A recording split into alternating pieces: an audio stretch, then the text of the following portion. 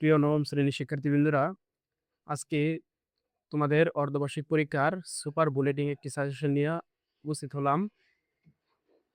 অধ্যায় 1 থেকে super bulletin সাজেশনটি তোমরা দেখে নাও। এখানে দেখতে পাচ্ছ 0.4 পৌনঃপুনিক এর মূলদীয় ভগ্নাংশ কোনটি? আমরা এটার আনসার খ।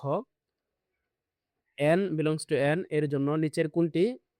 n belongs to n এর জন্য কোনটি বিজোড় সংখ্যা? এটার আনসার হবে ঘ। এবং নিচের কোনটি মূলদীয় ভগ্নাংশ? এটা মূলত এখানে সবগুলাই মূলদীয় ভগ্নাংশ, অর্থাৎ এটা আনসার হবে সবগুলি। 0.24 কে সামান্য ভগ্নাংশে প্রকাশ করলে এর মান হবে খ। নিচের কোনটি অপকৃত ভগ্নাংশ? এখানে অপকৃত ভগ্নাংশ হচ্ছে বড় ঘ।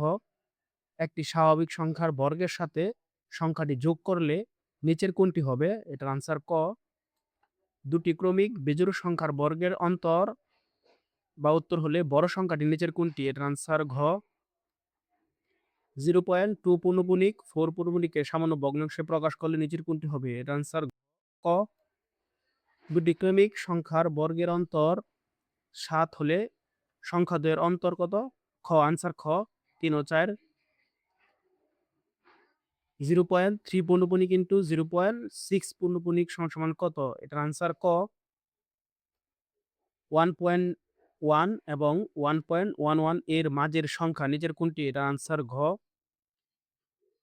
0.1 এবং 0.12 পৌনঃপুনিক এর মাঝের একটি মূলদীয় সংখ্যা কোনটি? আনসার খ। 0.3 পৌনঃপুনিক ইন্টু 0.3 পৌনঃপুনিক এর মান নিচের কোনটি? আনসার ছোট ঘ। 0.9 পৌনঃপুনিক এর মান কোনটি? আনসার হর ঘ। 0.3 পৌনঃপুনিক ইন্টু 0.6 পৌনঃপুনিক সমান কত? এটার আনসার ক। দশমিক ভগ্নাংশ কত প্রকার? দশমিক ভগ্নাংশ 2 প্রকার। 4টি ক্রমিক সংখ্যার গুণফলের সাথে কত যোগ করলে যোগফল পূর্ণবর্গ হবে? এটার আনসার ক।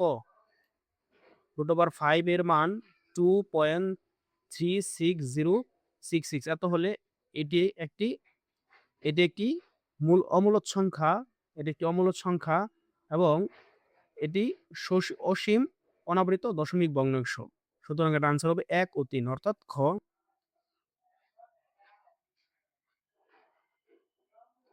বিশ্বে দেখতে পাচ্ছি 1, 2, 3, 4 ইত্যাদি সংখ্যাগুলো কি ধরনের সংখ্যা? এটি একটি জোড় সংখ্যা। এই সংখ্যাগুলি জোড় সংখ্যা। 2, 3, 5 সংখ্যাগুলো মৌলিক সংখ্যা। এই সংখ্যাগুলো মৌলিক সংখ্যা। নিচের কোনটি যৌগিক সংখ্যা? 39 একটি যৌগিক সংখ্যা। উপরের তথ্যগুলোর মাধ্যমে নিচের সংখ্যাগুলো যৌগিক সংখ্যা 9, 12, 30, অর্থাৎ এই সংখ্যাগুলোর প্রত্যেকটি সংখ্যাকে ভাগ করা যায় যৌগিক সংখ্যা। উপরের সংখ্যাগুলোর মধ্যে নিচের কোনগুলো মৌলিক সংখ্যা? 3, 11, 29 এগুলো মৌলিক সংখ্যা। শূন্য সহ সকল ধনাত্মক ও ঋণাত্মক অখণ্ড সংখ্যাকে পূর্ণ সংখ্যা বলে। শূন্য সহ সকল ধনাত্মক ও ঋণাত্মক সংখ্যাকে পূর্ণ সংখ্যা বলে। √3 ও 5 এর মাঝে পূর্ণ সংখ্যা 3। √5 ও 5 এর মাঝে পূর্ণ সংখ্যা 3। এত সংখ্যাগুলো কোন ধরনের সংখ্যা? এই সংখ্যাটি একটি ভগ্নাংশ। এগুলি প্রত্যেকটা একটি ভগ্নাংশ সংখ্যা। p = 3, q = 5 হলে p/q কোন ধরনের সংখ্যা? এটি একটি প্রকৃত ভগ্নাংশ। অর্থাৎ আমরা প্রকৃত ভগ্নাংশ জানি যার নিচে বড় উপরে ছোট, অর্থাৎ 5 নিচে বড় 3 উপরে ছোট, তাহলে এটা একটি প্রকৃত ভগ্নাংশ। a = b, a পূর্ণ সংখ্যা হলে নিচের কোনটি মূলদ সংখ্যা? অর্থাৎ আমরা a কে যদি 7 ধরি তাহলে b ও 7, তাহলে 7 কে রুট করলে এটি অমূলদ সংখ্যা। দুটোটাই যেহেতু a b যেহেতু সমান, তাহলে 7 7 49, 49 কে রুট করলে 7, সুতরাং এটি একটি মূলদ সংখ্যা। এটি একটি মূলদ। নিচের কোনটি মূলদ সংখ্যা? 9 কে রুট করলে 3 এবং এখানে নিচে 4, সুতরাং এটি একটি মূলদ সংখ্যা। এখানে আমরা দেখতে পাচ্ছি সৃজনশীল প্রথম অধ্যায় থেকে সৃজনশীল খুবই গুরুত্বপূর্ণ। এখানে 6টি সৃজনশীল তোমরা দেখতে পাচ্ছ। আশা করি অর্ধবার্ষিক পরীক্ষা অবশ্যই এখান থেকে কমন পাবে তোমরা। এই 3টি সংখ্যা প্রথম ভগ্নাংশটিকে সাধারণ ভগ্নাংশে প্রকাশ করো। অর্থাৎ এই সংখ্যা প্রথম সংখ্যা হচ্ছে এটাকে সাধারণ ভগ্নাংশে প্রকাশ। দ্বিতীয় তৃতীয় সংখ্যা দুটির মধ্যে দুটি অমূল্য সংখ্যা নির্ণয় করতে হবে। এটা দ্বিতীয় সংখ্যা, এটা তৃতীয় সংখ্যা। এই দুটি সংখ্যার মাঝে একটি অমূলদ সংখ্যা নির্ণয় করতে হবে। প্রদত্ত সংখ্যা 3টির মধ্যে একটি অমূলদ সংখ্যা যুক্তি সহকারে প্রমাণ করতে হবে। অর্থাৎ এটার মধ্যে একটি অমূলক সংখ্যা নির্ণয় করতে হবে এবং এটি কেন অমূলক তার যুক্তি দিতে হবে।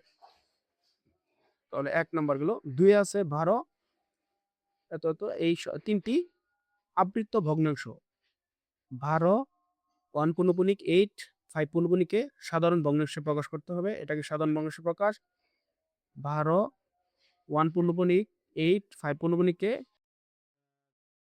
৪২ একে ৪২ 18 পূর্ণবণিক 8 পূর্ণবণিক দিয়ে ভাগ করো সংখ্যা ৩টির গুণফল নির্ণয় করতে হবে। এখানে একটা দশমিক আছে, এখানে একটা দশমিক এবং এখানেও একটি দশমিক রয়েছে। এই যে এখানে একটা দশমিক।